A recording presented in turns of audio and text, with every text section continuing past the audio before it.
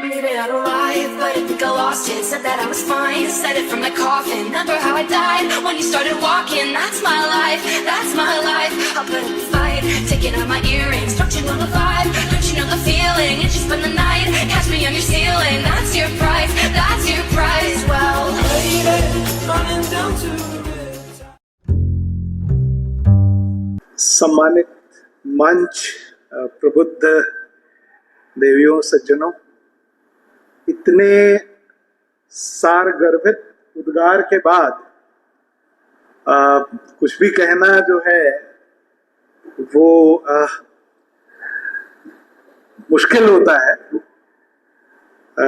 जो बातें यहाँ पर अभी हम लोगों के ध्यान में लाई गई हैं, हो सकता है उनमें से बहुत सारी बातों को से आप दो चार होते रहे होंगे, पर इतने अच्छे तरीके से उसको हमारी जो विरासत है उसके साथ जोड़ के, विरासत की जो घटनाएं घटी है उसके साथ जोड़ करके बताना, समझाना, काश हम अपने बच्चों तक जो इतने अलग अलग जगह पे, द्वीपों में और हर जगह मौजूद हैं, उन तक इसी तरह से हम अगर बात को पहुंचा पाते तो शायद वो जब हमारे उम्र में आए, बड़े हों, तो उनको ये बात उनके मस्तिष्क में घर कर जाती और वो हमेशा तक उनके साथ जुड़ी रहती और उसका महत्व वो बहुत अच्छे तरीके से समझ पाते हैं। हम सबको ये मौका, ये अवसर नहीं मिल पाता है। आज हम लोग बड़े, आप कह सकते हैं कि हम लोगों का सौभाग्य है कि इस तरह से हमें अपनी विरासत को समझने, हम जहाँ पर मौजूद हैं उसकी इतिहास में क्या मौजूदगी रही है, क्या स्थिति रही है, उससे दो चार होना एक बहुत बड़ी बात है। और हम ये उम्मीद करते हैं कि आप हम सभी इस बात को अपने साथ रखेंगे, अपने जहन में इस चीज को रखेंगे, समझेंगे, आत्मसात करेंगे इस चीज को। मैं इस बार हम लोगों ने फरवरी मार्च के महीने में यहाँ पे साहित्य सम्मेलन एक किया था और उसमें देश भर से, कई जगह से कवि, लेखक, इस तरह के लोग आए थे। तो उसके लिए मुझे थोड़ी सी तैयारी करनी पड़ी थी क्योंकि वहाँ कहा गया था कि आपको भी भाषण देना पड़ेगा। आज मैं उसकी तैयारी करके नहीं आया क्योंकि जैसा कि आप समझ रहे हैं, पिछले 3 दिन माननीय प्रधानमंत्री जी के साथ पूरे मुख्य सचिवों का सम्मेलन था और कल रात वो समाप्त हुआ और कल शाम में ही उसके बाद बात हुई मेरी और मैं आज आ रहा था तो मैंने कहा मैं आ जाऊंगा। हालांकि तैयारियां चल रही है और आप 3-4 दिन अगर द्वीप समूह से बाहर हो जाओ तो ऐसा होता है कि बहुत सारे काम जो है वो इकट्ठा हो जाते हैं और आगे की तैयारियां भी हमें करनी है। साथ ही यहाँ पर बहुत बड़ा कार्यक्रम भी चल रहा है जो हमारे लिए वार्षिक कार्यक्रम है और मुझे उम्मीद है कि आप सभी लोगों ने उस जगह पर जाकर जरूर उसका आनंद उठाया होगा और आपके परिवार वालों और समूह ने इसका जरा ध्यान रखा होगा। सबसे पहले तो मैं बहुत बधाई देता हूं आपको कि आपने ये पुस्तक निकाली। मेरे साथ आपकी इस विषय पे बहुत बार चर्चा भी हुई है, आप मेरे पास कई बार आए थे। उस वक्त मैंने शायद ये कहा होगा कि जब अभी बुक फेयर फरवरी में हमारे यहाँ नेशनल बुक ट्रस्ट जो है वो पुस्तक मेला करने के लिए उन्होंने कहा है, तो हमने सोचा था कि किताब की बात है तो किताबों की दुनिया के सामने इसका विमोचन हो सकता है, पर उसके पहले ये मौका मिल गया आज यहाँ पर। और इस पुस्तक को लाने के लिए बहुत बहुत साधुवाद, क्योंकि सोचना अलग बात है पर पुस्तक लिखना एक और बात है और ये बहुत ज्यादा अनुशासन मांगता है। हम लोग आज यहाँ पर जिस विषय की चर्चा करने के लिए आप सब इकट्ठा हुए हैं, विरासत, कर्तव्य, अधिकार, इन सब जो पहलू हैं इस पे बात करते हैं हम लोग। जो अभी हमारा 3 दिन का जो आयोजन हुआ जिसमें मुख्य सचिव सभी मौजूद थे पूरे देश के और माननीय प्रधानमंत्री पूरे समय में, चाहे वो नाश्ता हो, चाहे वो लंच हो, चाहे रात का भोजन हो और चाहे दिन भर का हो, वो साथ रहे पूरी तरह से। तो उसमें एक बड़ी अच्छी बात जो हम लोगों को बताई गई और जिसका निर्देश भी हम लोगों को दिया गया है, वो विरासत से जुड़ी हुई बात थी। और जो हमारे यहाँ हमारे विरासत में जो खजाना है, उसकी जानकारी आज की पीढ़ी को और आने वाली पीढ़ी को कैसे उपलब्ध कराई जाए, वो जो ज्ञान उसमें है वो कैसे वहां तक पहुंचाया जाए, इसके बारे में काफी चर्चा हुई, काफी हमें दिशा निर्देश भी दिए गए हैं। और मैं आने वाले दिनों में इस चीज पे जो है हम लोग फिर से आएंगे जनता के बीच में।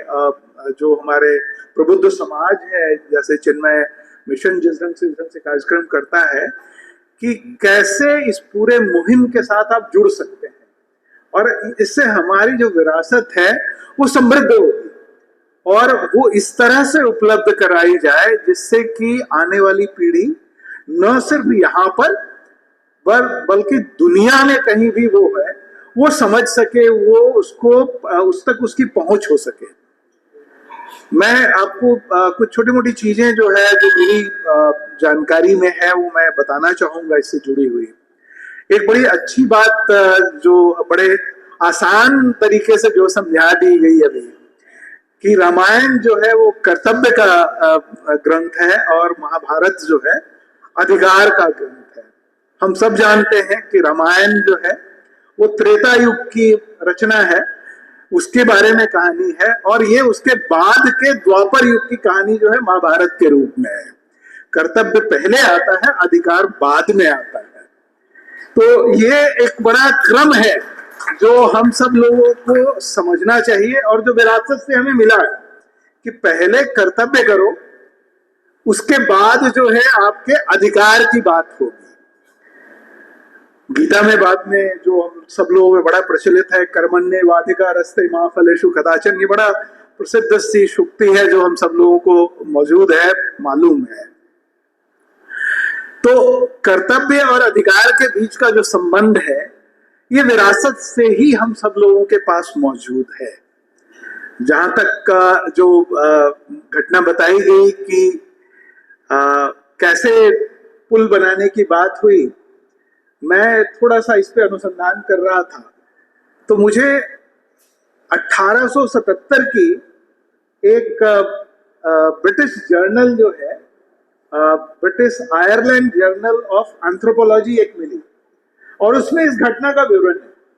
19वीं सदी में वो ये लिखते हैं कि ये आम जनता में पूरे भारत में ये प्रचलित है कि जब श्री रामचंद्र जब माँ सीता के पास जाने के लिए जब पुल बनाने की बात कर रहे थे तो उन्होंने पुल बनाना शुरू कर दिया, क्योंकि लंका सुवर्ण द्वीप के रूप में भी जानी जाती थी। और आप जैसा कि जानते होंगे कि सुवर्ण जब हम बात करते हैं तो इंडोनेशिया ये सब भी बातें उसमें आती है। जब उन्होंने वो बनाना शुरू किया तो उसपे फिर उसमें ये लिखा गया था कि विभीषण ने बताया कि नहीं, ये तो बहुत लंबा रास्ता है, आपको रामेश्वरम से जो है ये पुल बनाना चाहिए। तो इसको छोड़ दिया गया और फिर वहां से बनाया गया। तो जो छोड़े हुए जो वो पुल के जो आप कह सकते हैं स्तंभ है, जो उसके चिन्ह है, वो अंडमान निकोबार द्वीप समूह है। ये उस पत्र आप समझ सकते हैं 1877 में विदेश की एक पत्रिका में ये वहां पर ये विवरण है। मैं ये मतलब अपनी तरफ से मुझे ये कहना पड़ता है कि ठीक ठाक पढ़ाई मैंने भी कर ली है, पर मुझे कभी ये चीज सुनने के लिए किसी किताब में इस ढंग से नहीं मिली थी जो मैंने वहां उसको देखा, पढ़ा, समझा। जहां तक अंडमान निकोबार द्वीप समूह के इतिहास में जगह है उसके बारे में बहुत अच्छे से आप लोगों को बताया गया। हमारे यहाँ एक ग्रंथ हुआ है कथा सरित सागर, जो कि पुराना ग्रंथ है, 11वीं-12वीं सदी का ग्रंथ है। वहां भी आपको अंडमान निकोबार द्वीप समूह के बारे में अच्छा खासा विवरण मिल जाता है। उसके बाद तो आप मार्को जो आप हमारे पास जो मार्को पोलो है या और भी बहुत सारे हैं, क्योंकि जैसा कि आप सब जानते हैं सिल्क रूट उधर था, स्पाइस रूट इधर से था। तो जो मसालों का जो आप कहते हैं कि रास्ता था वो यहीं से था। और इसीलिए अभी हम लोगों ने इसी साल जुलाई के महीने में यहाँ पे स्पाइस प्रवाह, मसालों का एक बहुत बड़ा एक आप कह सकते हैं वृक्षारोपण कार्यक्रम चलाया हुआ। और ये चीज मैंने माननीय प्रधानमंत्री जी के साथ भी जो है मुझे बोलने का अवसर मिला, तो उनको भी मैंने ये बताया कि आज हम दालचीनी, जायफल, लौंग, इन सब चीजों का आयात करना पड़ता है, क्योंकि खपत तो हमारे यहाँ है, हम खाते हैं। बिना मसालों के हमारे यहाँ खाना तो बेस्वाद है, तो हम तो खाते हैं, लेकिन हमें बाहर से लाना पड़ता है। हम श्रीलंका से करते हैं, वियतनाम से करते हैं, बाहर के देशों से लाना पड़ता है। हम लोगों ने ये स्पाइस प्रवाह में योजना बनाई है कि हमारे द्वीप समूह में वो जमीन कम है उस लिहाज से, पर हमने अभी तक पिछले 5 महीने में हमने 1.5 लाख पौधे हमने लगाए हैं, जो कि दालचीनी के हैं, काली मिर्च के हैं, तेज पत्ता है, लौंग है, ये हम लोगों ने लगाए हैं। और हमारी ये उसमें जो हमारा गणित है उसके हिसाब से ये लगता है कि 5 साल अगर हम इस चीज को अच्छे से कर पाएंगे तो हिंदुस्तान का जो दालचीनी का जो हम आयात करते हैं उसमें 40% की हम कमी कर सकते हैं इस द्वीप समूह से। सिर्फ अपनी नहीं, आज भी हम मसाले बेचते हैं, हमारे जो सेल्फ हेल्प ग्रुप हैं वो पूरा इस चीज को बेचते हैं और अच्छी खासी बिक्री करते हैं। अभी जब हम लोग यहाँ जब गए इस मुख्य सचिवों के सम्मेलन में, तो वहां हम लोगों को एक वो पूरे देश के चुनिंदा चीजों का पैकेट दिया जाता है, जिससे कि आप अपने यहाँ जाएं और उसमें से कुछ सीखें। उसमें पहले नंबर पे जो दिया गया है वो दीप सुगंध का जो पैकेट है, जो हमारे यहाँ के जो मसाले हैं उसका पैकेट उसमें दिया गया है, जो पूरे देश के मुख्य सचिवों तक वो पहुंचाया गया है कि आपको अगर मसाले की जो विरासत की हम बात करते हैं, हमारी विरासत वो भी है। विरासत बहुत तरह की, हमारे मूल्य हमारी विरासत है। हमारे यहाँ जो धरोहर हमारी जो है वो भी हमारी विरासत है, जो जैसे सेल्वर जेल आपके पास है, हमारे पास है, ये भी हमारी विरासत है। हमारे में जो सहिष्णुता है, हमारे में जो करुणा है, ये भी हमारी विरासत है, क्योंकि ये हर जगह नहीं मिलती है। जो एक आप बात करते हैं मध्यम मार्ग की बात हम करते हैं, बहुत ज्यादा जो पाश्चात्य सभ्यता है वो ब्लैक एंड व्हाइट में है, या तो आप बुरे हैं या अच्छे हैं, बीच के लिए जगह आपकी नहीं बनती है। हमारी जो संस्कृति है वो मध्यम मार्ग उसमें बहुत ही अच्छा माना जाता रहा है शुरू से, क्योंकि हर इंसान को हम मानते हैं कि आप अंदर से अच्छे हो, आप में अच्छापन है, हमें ढूंढ के वो निकालना है। तो ये जो भाव है ये भी हमारी विरासत है, और ये हमें अनूठा बनाती है। हमारे जो चीजें हैं, जो पूर्वज की जो बात हम करते हैं, जब विरासत की बात करते हैं तो उसमें हमारा ध्यान हमेशा जाता है कि पूर्वज, आप अपने पूर्वजों से सीखें। और पूर्वज सिर्फ व्यक्ति नहीं है, बल्कि उस वक्त का समाज भी हमारा पूर्वज है, जो बहुत ही पुराना भी हो सकता है जब 3 पीढ़ी पहले, 4 पीढ़ी पहले आपके हमारे पूर्वज यहाँ जब आए, वो भी हमारे लिए एक विरासत के रूप में है। तो इनका जो लाया हुआ सामान था, जो चीज वो लेकर के यहाँ आए, वो हमारे लिए अहम पूंजी है हमारी विरासत की। आपको ध्यान होगा कि अभी हम लोगों ने हमारे जो 836 द्वीप की जनसंख्या आई है, उसमें से भारत सरकार ने हमें कहा है कि आप इसके नाम सजेस्ट कीजिए, बताइए कि क्या नाम रखना चाहते हैं। 21 द्वीपों के तो नाम आपको पता है, परमवीर चक्र जो विजेता उनके नाम पर रखा गया।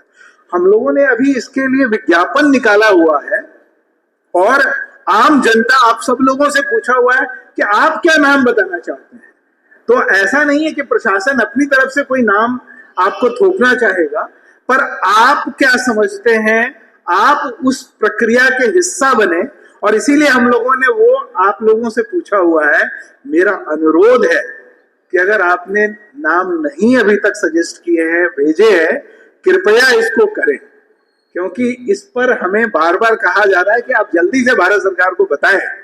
तो आप सब प्रबुद्ध जन हैं, आपके पास ये जानकारी है और आप इसको बताएंगे, अच्छा लगेगा कि ये सब लोगों की सम्मिलित भागीदारी से ये चुनाव हो रहा है कि भाई हमें कोई नए द्वीप का या पुराने जो आतताई जो हमारे जो लोग थे उनके नाम पर जो द्वीप रखे हुए उनका नाम बदलना है।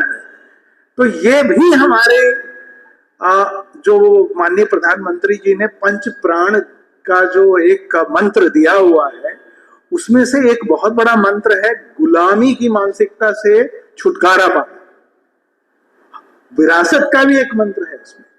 तो ये जो मंत्र हमें दिया गया है उसका उपयोग भी करना होगा, और मेरा अनुरोध है कि आप इसको जरूर करें।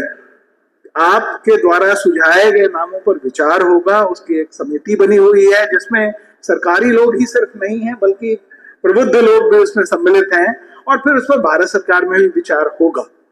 तो आप इसको जरूर बताएं और इससे हमारा जो काम है उसको और आसान कर दें। आपकी तरफ से तो इतने हमारे पास सुझाव आने चाहिए कि हमारी आंखें खुलनी चाहिए कि हमने ऐसा क्यों नहीं सोचा। तो ये आप जरूर करें, हमें सहयोग दें इस चीज के लिए। पूर्वज हम क्यों याद करते हैं? मैं मूलतः नालंदा का रहने वाला हूं, जो ज्ञान की भूमि के रूप में जाना जाता है। हमारे पास गया बगल में है हमारा, जहां पूर्वज को पिंडदान के लिए लोग जाते रहते हैं और पुण्य भूमि है वो। पूर्वज को क्यों हम सोचते हैं, पूर्वज, हम अपने पूर्वजों को याद करते हैं। हमारे यहाँ तो जो वर्ष में जो आपके जो चांद्र मास के हिसाब से जो है उसमें तो उसके लिए निर्धारित समय है, पूर्वजों को याद करने का समय है। पूर्वज क्यों होने चाहिए? पूर्वज को हमारी जरूरत भी क्यों है? हमें उनकी जरूरत है, बट उन्हें भी हमारी जरूरत है, क्योंकि कल को हम भी पूर्वज बनेंगे। ये हमें ध्यान रखना चाहिए। हम उसी कड़ी के हिस्से हैं, तो हम भी कल को आने वाली 4-5 पीढ़ियों के लिए पूर्वज ही कहलाएंगे। और वो हम पूर्वज के रूप में हमें तभी याद करेंगे जब हम अपने समय में ऐसा काम किया हो कि जो याद रखने के लायक हो, जो प्रगति का एक मील का पत्थर के रूप में हो उनके लिए, कि भाई वो 2 पीढ़ी जो है ना, 3 पीढ़ी ऐसा काम हुआ था, वो हमारे पूर्वज थे, उन्होंने ऐसा काम किया जिससे कि हम आने वाली पीढ़ी के लिए और कुछ कर सके। तो जो मानव श्रृंखला है उसमें आपका और हमारा होना किसी पूर्वज की देन है, और आने वाली पीढ़ी के लिए वही हमारा कर्तव्य बन जाता है कि हम उनके लिए वो एक तरह से विरासत का जो एक कड़ी बनी हुई विरासत की, उसमें हम भागीदार बने। और इसीलिए जब हम कहते हैं कि कर्तव्य करना बहुत जरूरी है, अगर हम अच्छे दिल से कर्तव्य अपना करेंगे, अधिकार तो अंदर से आता है, अधिकार बाहर से आने की जरूरत नहीं है। किसी को डंडा मारना अधिकार नहीं है, वो तो शोषण है, उसको अधिकार नहीं कहते हैं कि मेरा अधिकार है कि मैं पिटाई करूं तुम्हारी। ये अधिकार नहीं है। अधिकार तो एक तरह से आप कहें कि दायित्व है। वो एक तरह का ऐसा दायित्व है जो आपको वो बल देता है कि जब हमारा बच्चा हमारे पास आकर पूछता है कि ये दुविधा की घड़ी है, इसमें मुझे क्या करना चाहिए, तब आपको लगता है कि ये मेरा अधिकार है कि मैं उसे समझाऊं। वो इस तरह का मेरे साथ उसका विश्वास जुड़ा हुआ है कि मैं उस पर अपना ये अधिकार दिखा सकता हूं, भाव प्रकट कर सकता हूं कि ये इसमें ये हो सकता है। तो अधिकार कहीं से आपको कोई एक भौतिक जो है आपका एक कह सकते हैं पकड़ नहीं है, बल्कि एक भावात्मक पकड़ है आपकी। और वो तभी संभव है जब आपने अच्छे कर्तव्य किए हो। जब आप अपने कर्तव्यों का ध्यान रखें, और कर्तव्य कोई ऐसे नहीं है जिसको किताब में पढ़ने की जरूरत है। अच्छा इंसान बनना, अनुशासित इंसान बनना, व्यक्ति बनना, परिवार का एक अच्छा सदस्य बनना, यह कोई किताबी ज्ञान की चीज नहीं है। यह आपको और हमें विरासत में मिली हुई है। अगर हम उसी को मान लें तो हमारे कर्तव्य का पालन आसानी से हो जाए। आपको उसके लिए अलग से मेहनत करने की जरूरत नहीं पड़ेगी। वो एक जो कहते हैं ना कि अटूट विश्वास का जो संबंध है, वो बनाने की जरूरत है अपनी पीढ़ी, आने वाली पीढ़ी और अपने जो साथ वाली जो समकालीन पीढ़ी है उसके बीच का। मैं बहुत ज्यादा बोल गया हूं क्योंकि ऐसा विषय मिला और इतना अच्छा ज्ञान हमें प्राप्त हुआ। पर मुझे लगता है कि प्रशासन में हम सब लोग जो काम करते हैं उनको इस तरह के आयोजन में आना बहुत जरूरी है, क्योंकि इससे हम जो एक किताबी कागजी जो काम करते हैं, हर कागज के पीछे कोई एक चेहरा है, कोई एक व्यक्ति है, कोई एक पहचान है, और उसके लिए हमारी सहिष्णुता बनी रहनी चाहिए। तभी हम सही तरीके से जो है कार्य कर सकते हैं। और ये तभी संभव है जब ऐसी बैठकों में, ऐसी सम्मेलनों में आकर के हम लोग कहते हैं ना कि अपने आप को खोल सके, अपने आप को समझ सके।